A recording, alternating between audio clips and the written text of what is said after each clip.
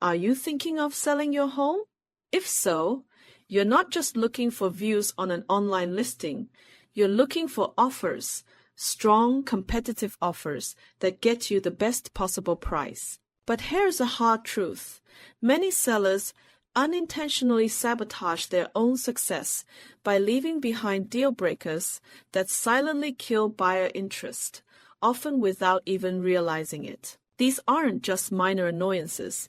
They're reasons for buyers to pay less or worse, walk away completely. Today, we're diving deep into the things you absolutely should not have in your house when it's on the market, because understanding these pitfalls can mean the difference between your home sitting for months or selling quickly for top dollar. Stick around because we're going to cover everything from the obvious to the subtle, and even some things you might think are helping but are actually hurting your sale. First, let's talk about the biggest visual offenders: clutter and excess furniture. When a buyer walks into your home, they're not just seeing your belongings, they're trying to imagine their own life in that space. Clutter creates a visual overload the second they step inside, sending a powerful subconscious message.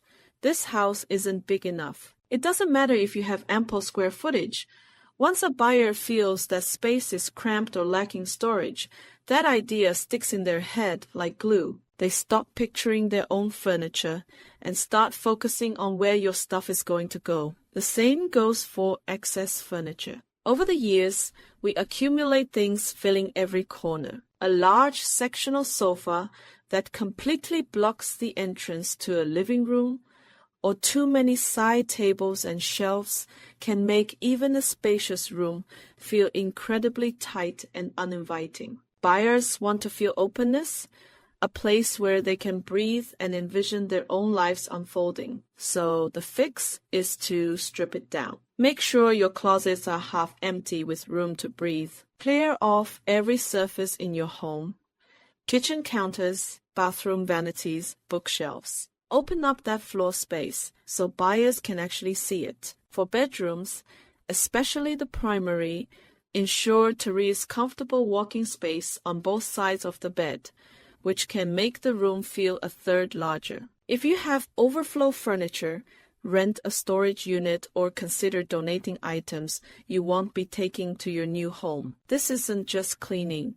You're selling the idea that the home has plenty of room for their stuff and their future. Next, you must eliminate overly personalized decor and excessive family photos. This is something that can instantly turn a buyer off, even if they can't quite articulate why. Niche or overly personalized decor, like entire walls covered in movie posters, super dark black paint, or leopard print wallpaper, pulls buyers out of their imagination. They stop thinking about the house and start thinking about you. The goal is for them to fall in love with the house, not your personal style. Similarly, while a couple of family photos can make a home feel inviting, an excessive amount, such as a staircase wall covered with pictures, shifts the buyer's focus to your story instead of their own. You want to create a blank canvas. This also includes controversial art,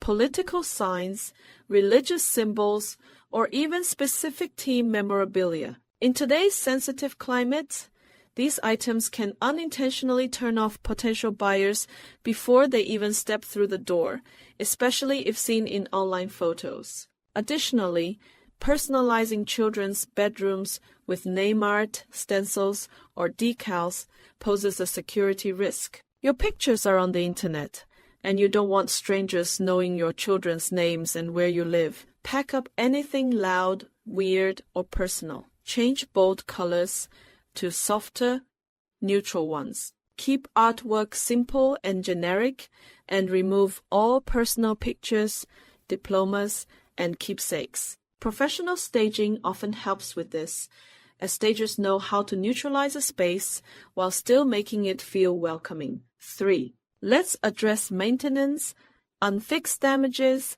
outdated fixtures, and broken items. As homeowners, we often get used to the little things, a door that sticks, a stain on the wall, a leaky faucet, or a light switch plate that has yellowed over time. We might not even notice them anymore. But to a buyer walking in for the first time, these stand out like giant warning signs. They immediately trigger a mental cost calculator, adding up potential repair expenses in their head. Even cosmetic issues can lead buyers to judge the entire house as neglected. This extends to fixtures that are broken or simply outdated, like a non-working wine fridge or a ceiling fan where the light no longer functions. These issues will almost certainly come up during a home inspection, creating a long, overwhelming list for the buyer and potentially complicating negotiations. Before listing, walk through your house with fresh eyes, perhaps with a trusted friend or your real estate agent, and make a list of everything broken, scratched, loose, or damaged. Fix these things before the inspection, not after. For items you intend to take with you, like a sentimental light fixture, replace it with a neutral alternative or cap off the wiring before showing the house. Avoid letting buyers fall in love with something you're not leaving behind. It only leads to disappointment and difficult negotiations. 4. The condition of your carpets, floors, and window treatments also makes a huge difference. Your carpets and floors are the foundation of every room, and buyers' eyes naturally scan them. Stained, worn, or dirty carpets and scratched hardwood floors send a powerful negative message, hinting at poor maintenance and immediately triggering those mental cost calculations for replacement or repair. If your carpets are nearing the end of their life, have significant stains, or your hardwood floors are visibly damaged, address them before listing. The same goes for window treatments. Faded, worn, dark, or heavy curtains can make a room feel smaller and outdated. If they've seen better days, your two choices are to remove them entirely, even if it means exposed windows, or replace them with new, neutral, and inexpensive options. Your agent can guide you on colors and styles that appeal to the broadest audience. These details matter because they contribute to the overall impression of care and value. 5. One of the biggest turnoffs is sensory pet odors, mess, and overpowering artificial scents. If you have pets, you've likely gone nose blind to their smells, but a buyer will definitely notice. Cat litter, dog dander, wet fur, or old carpet odors plant a seed in their head that the house is dirty, regardless of how clean you actually keep it. Beyond smells, scratched doors, chewed corners, and fur clinging to furniture signal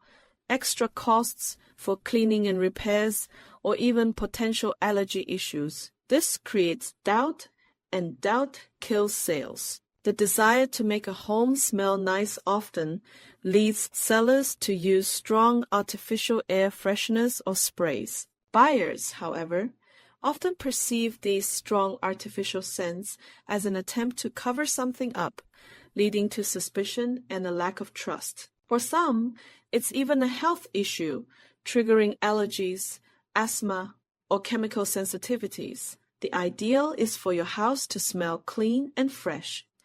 Naturally, a deep clean is crucial if you have pets. Consider hiring professionals for carpets and upholstery. Wipe down baseboards and walls. If odors are strong, an ozone machine can neutralize them. Get a second opinion from someone who doesn't live in your home. Before every showing, remove all signs of pets, litter boxes, food bowls, toys, beds, and scratching posts. If possible, take your pets with you during showings to air out your home, open windows to let it breathe.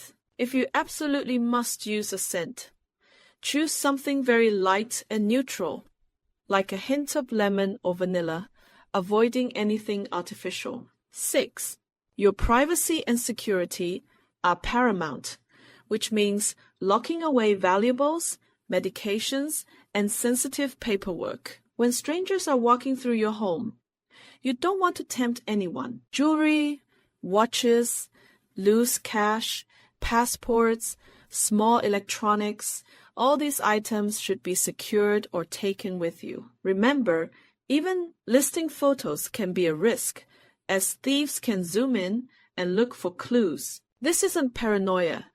It's a real risk. Matthew Perry, of Friends fame, admitted to stealing prescription pills from open houses during his addiction. Prescription medications should be taken with you or locked away. Lastly, remove any sensitive paperwork, such as bank statements, tax returns, divorce papers, or personal notes. You don't want strangers privy to your private life. 7. The seemingly small details of unmade beds, messy rooms, and cluttered countertops have a surprisingly big impact. An unmade bed or a generally messy room suggests a lack of care. It only takes a few minutes to make beds, tidy surfaces, and put things away.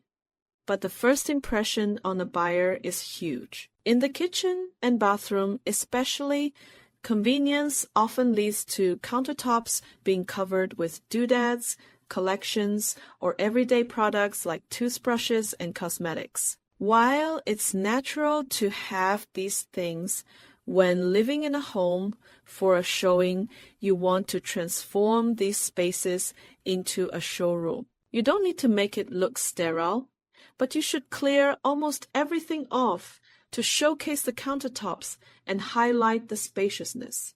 This might be inconvenient, requiring you to stash items in totes before showings, but the goal is to make the showing process as short as possible by attracting a quick offer. 8. Let's not forget about bold paint colors. While personal expression is great, bold or very bright colors tend to absorb light, making rooms feel smaller and potentially claustrophobic. This is why lighter, neutral colors are consistently recommended when selling. They reflect light, making rooms feel brighter and more spacious, appealing to a wider range of tastes and allowing buyers to more easily envision their own design choices. It's not about judging your style, it's about optimizing your home for sale. 9. Subtle cues about your personal situation can also be a deal killer. If you're going through a separation, divorce,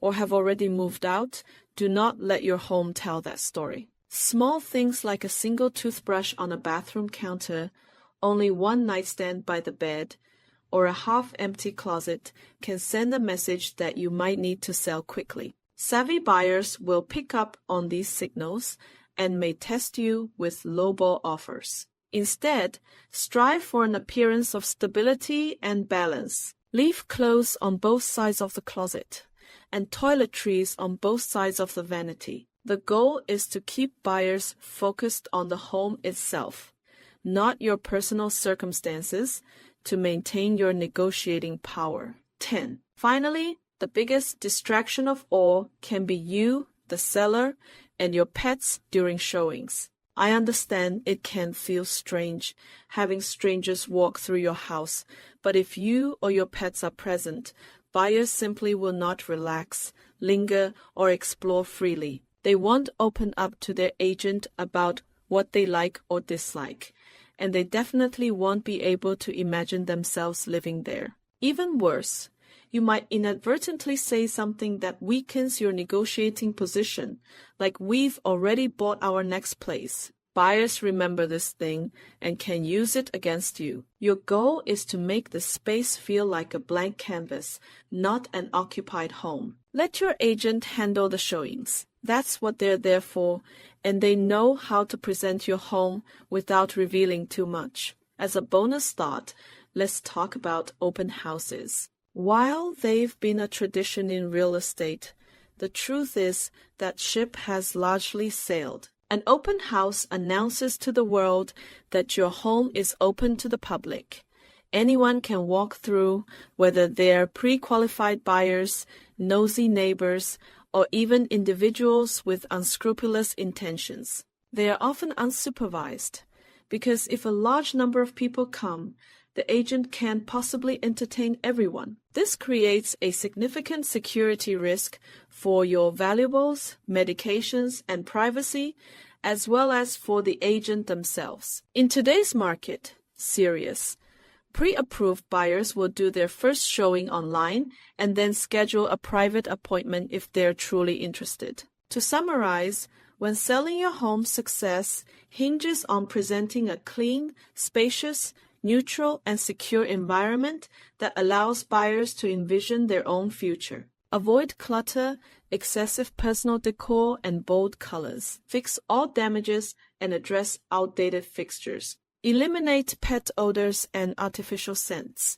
Protect your privacy by securing valuables and sensitive documents. Ensure the home is tidy for every showing and critically absent of yourself and your pets. By removing these deal breakers, you eliminate reasons for buyers to say no, opening a clear path for them to say yes, and helping you achieve the best possible sale price.